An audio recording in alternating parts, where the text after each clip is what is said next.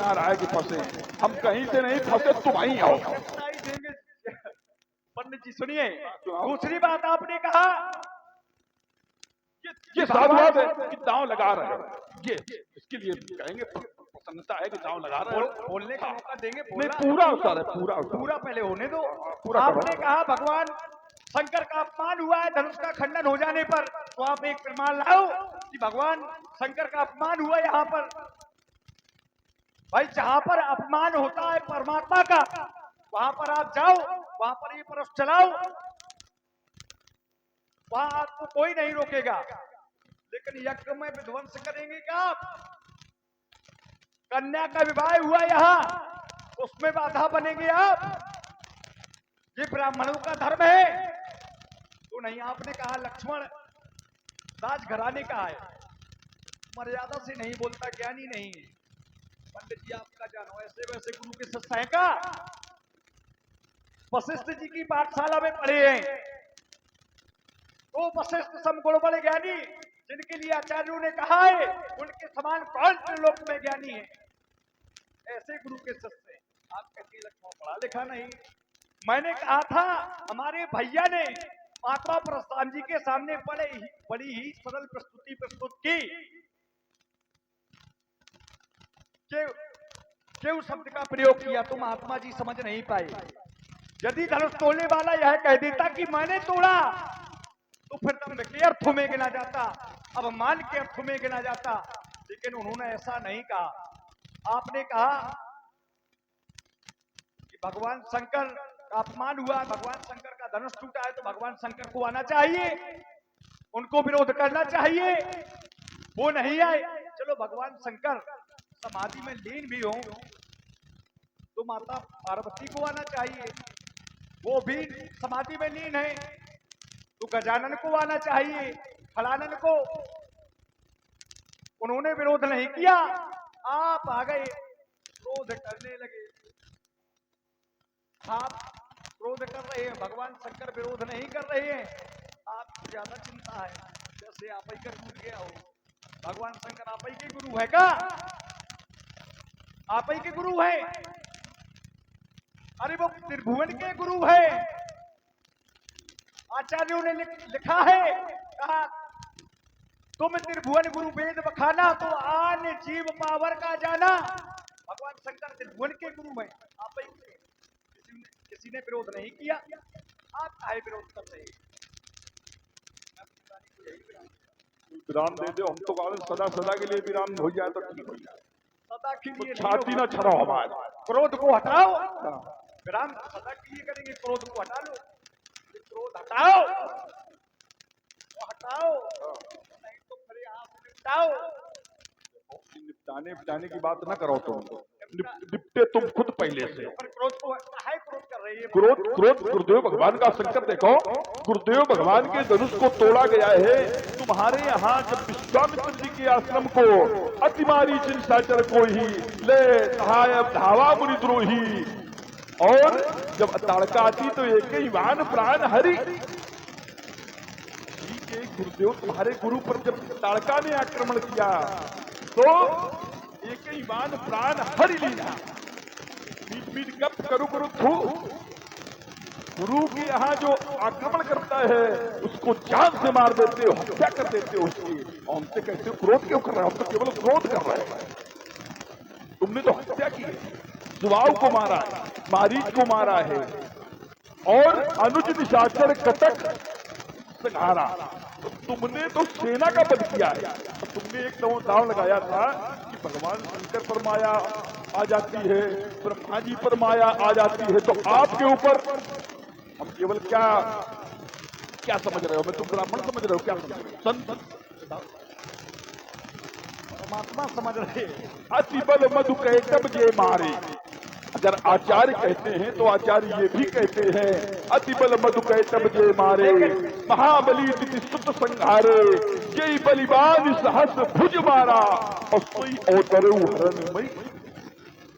पूरा उत्तर हो गया। हाँ, हेलो, आप हैं लोकेश्वरी और गोलठाई महाराज 10 पुष्प मुद्राएं श्री परशुराम जी और लक्ष्मण जी के चरणों में समर्पित कर रहे हैं। बहुत बहुत साधुवाद है। धन्यवाद।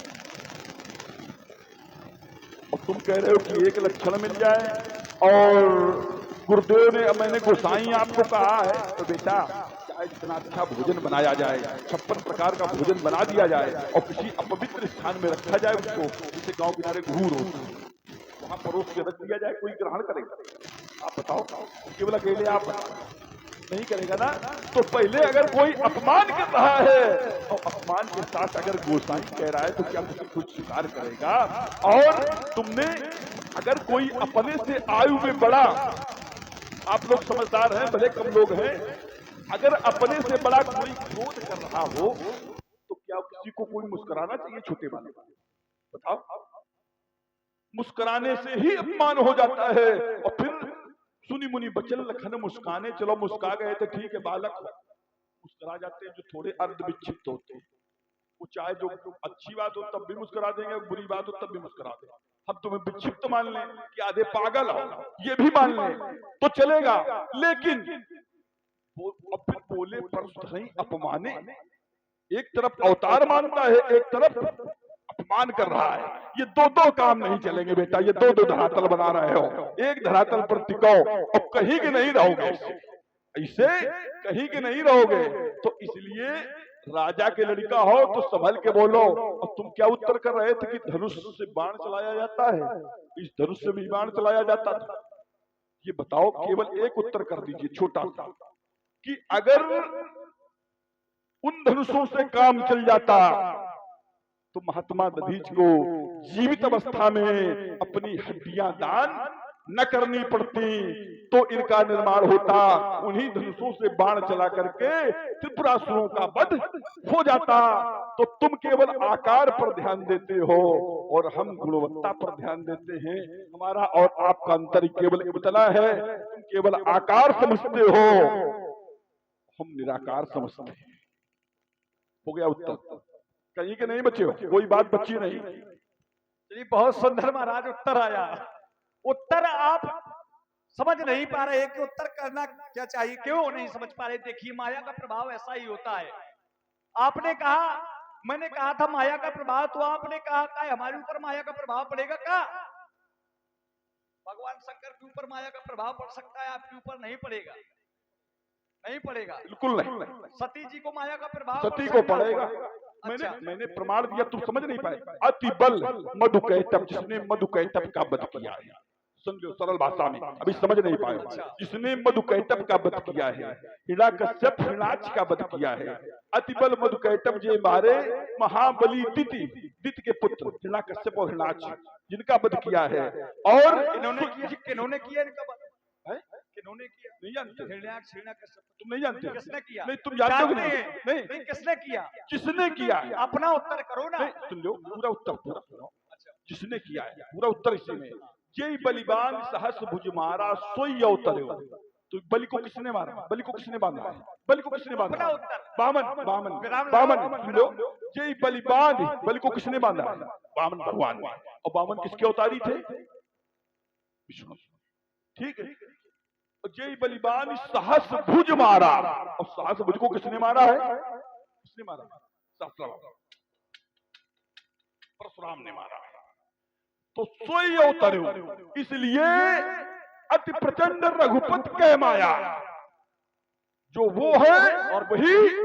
और कामदेव को किसने मारा? कामदेव को किसने मारा? उल्टी सीधी बात है, कोई कामदेव को, जहां से माया की उत्पत्ति हो रही है, काम क्रोध लोभ मद, माया का जहां आवरण होता है, जहां माया का प्रभाव होता है, वहां काम क्रोध लोभ मद ये होते हैं। और कामदेव को मारा भगवान भोलेनाथ ने।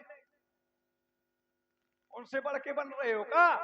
उनसे तुम्हें ठीक नहीं कर पा रहे आप। तुम्हारे ऊपर की बात है, तुम नहीं समझ पा रहे हो। ठीक नहीं आ रहा आपका। वो तुम्हें ठीक नहीं लगेगा। नारद जी को माया का प्रभाव पड़ा। नारद जी को पड़ेगा। तो क्या नारद जी क्या उतारी है क्या? नारद जी क्या उतारी?